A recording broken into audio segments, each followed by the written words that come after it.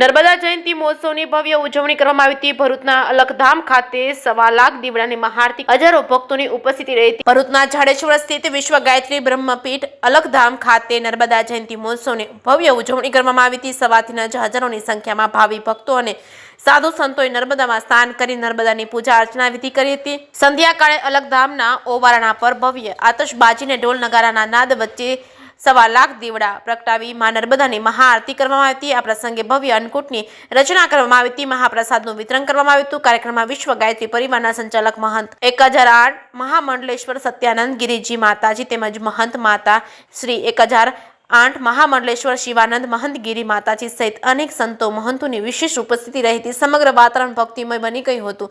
મોટી સંખ્યામાં ઉપસ્થિત ભાવિ ભક્તોએ આ દિવ્ય અનુભવથી ધન્યતા અનુભવી હતી। જે કેસની ગુજરાતી સાથે કેતન મહેતા ભરૂચ।